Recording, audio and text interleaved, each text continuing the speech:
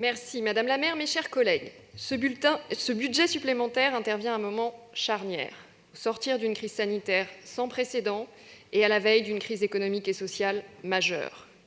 En préambule, je veux avoir une pensée pour tous les Parisiens qui ont subi cette période si difficile avec courage et responsabilité, particulièrement à tous ceux qui ont dû faire le deuil de proches dans une période ne permettant pas de le faire, mais aussi aux agents de la ville qui ont permis, malgré tout, à la capitale de continuer à vivre. Nous vivons collectivement la plus grande crise sanitaire jamais affrontée, et la gestion d'une telle situation impose la responsabilité des décideurs publics. Elle n'empêche pas les critiques, nous vous en avons déjà fait part. La concorde républicaine sur la gestion de crise doit laisser place à l'examen critique de vos choix financiers. Au cours des derniers mois, la ville a subi, et le budget supplémentaire que vous nous présentez en présente les stigmates.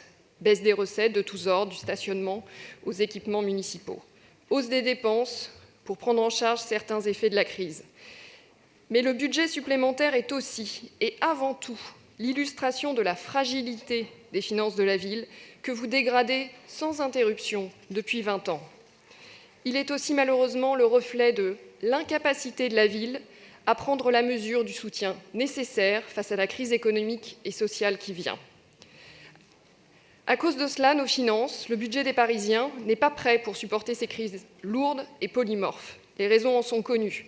L'incapacité au cours de la mandature précédente à faire les réformes nécessaires de structure, notamment en raison de la spéculo-dépendance de la ville. Des promesses de campagne qu'il s'agit aujourd'hui de financer, et je pense notamment à l'extension de la prise en charge par la collectivité des transports des plus jeunes.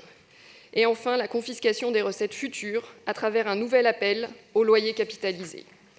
Heureusement, si l'on peut dire, le retard pris dans le programme d'investissement de la mandature permet de limiter la casse, une difficulté récurrente à consommer les crédits comme le démontre le montant du reste à réaliser. Dès lors, dire que l'augmentation des taxes est inéluctable en raison des effets de la crise est erroné, voire mensonger.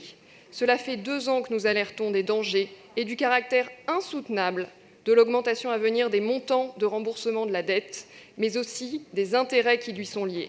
Des dangers s'accompagnant de la nécessité de nouvelles recettes.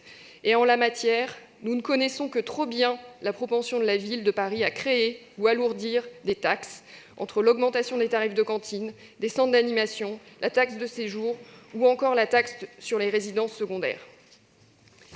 Si nous appelons à la sobriété budgétaire, c'est avant tout pour dégager les marges de manœuvre nécessaires lorsqu'on en a le plus besoin.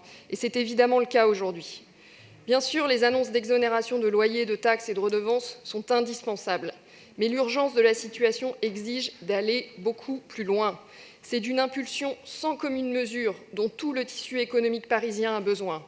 Un véritable plan Marshall municipal avec des mesures d'urgence et une planification à moyen et long terme pour renouer avec la croissance et l'emploi. Réunissez dès la rentrée une grande conférence de l'attractivité économique pour accompagner les entreprises, les faire revenir dans la capitale et soutenir leur reprise dont nous avons tant besoin. Ce n'est pas la crise sanitaire qui est à l'origine de la dégradation des comptes, mais c'est bien la dégradation des comptes de la ville qui engendre l'incapacité d'apporter une réponse à la hauteur de la crise économique, sociale et environnementale qui est devant nous. Il y a urgence. Je vous remercie. Madame